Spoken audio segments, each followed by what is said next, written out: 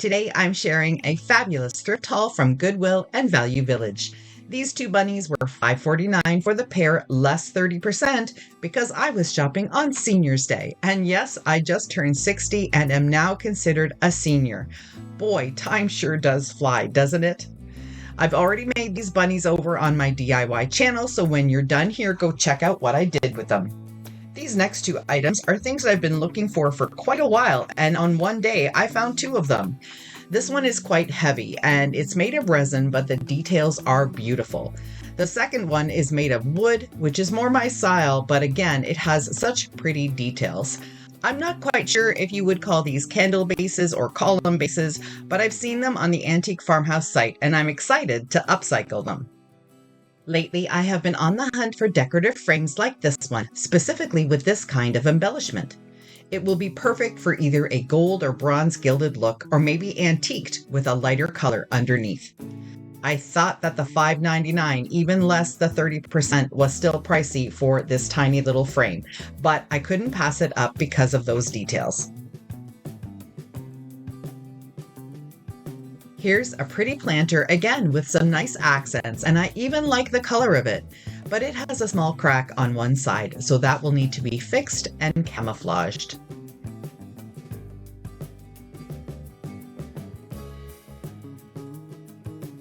I can't pass up little wooden things, and this crate was probably homemade, but I just fell in love with the arched sides and the beveled edges. The color isn't that bad either, so dare I say that I might leave this as is. I will have to sand off this little stamp that someone stuck on there, and I think that's Bob the Builder.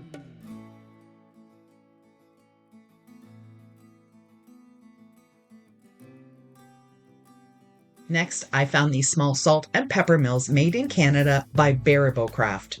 These will be going in my booth at the Antique Mall, and I know eventually someone will need to get them. They're so adorable, even just for display, they would look beautiful on a table or a counter. Here's another frame that I've also upcycled on my DIY channel already. I simply adored these flower accents on the top, and I knew whatever technique I used on it, it would turn out gorgeous. I missed showing you this sweet white ceramic bird planter. Anything that is bird related, I can't leave behind. It just makes my heart happy to have these sweet little pieces in my life. This frame caught my eye because of the pattern on it. It's only plastic, but I'm sure it will look pretty with a different color on it, or just brightened up with some gilding wax. This large vase was a Goodwill find. The prices are usually much lower than Value Village. I like that it was flat and wide, such a unique shape. The two-tone, not so much. So definitely a makeover for this one.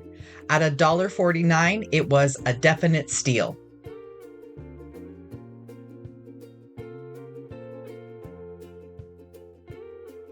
This piece is another Antique Mall booth item for me. It's made by Shafford China, and it's a really pretty hand-painted calla lily pattern. It retails for $18 to $20, which is a good profit since I only paid $3.79 for it. Going through the glass aisles is always so much fun. There are so many different patterns and shapes that make perfect DIY projects. This one has some roses and fleur-de-lis on the outside, so it will look amazing painted and either distressed or antiqued.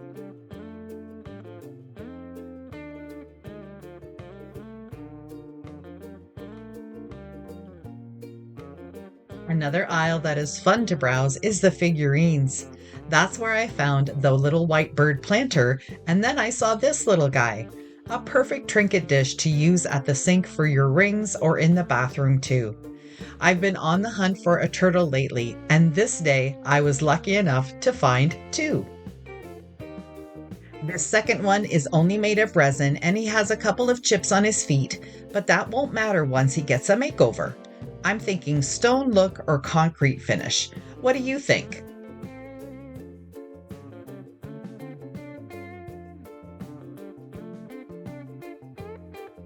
This day I was lucky with frames. This one doesn't have any accents on it, but I like the square shape of it. I'm sure I'll be able to add some of my own embellishments with clay or resin to make this frame stand out. Pictures are another favorite of mine to upcycle, especially when they have a fun or unique shape to them. This one is sort of a smoked glass look, but it isn't worth anything. I did look it up online, so I'll be doing some type of makeover on it. This vase is staying as is. I just love the shape, the multicolored glaze on it, and it's such a statement piece. Add a single stem of greenery or floral to it, and it's a fabulous high-end look. It was a little pricey at $8.99, but minus the 30%, not so bad. Here's another planter that is going to stay as is. I don't do that very often. It has to be in really good condition, have a unique shape and color, and fit into my decor style.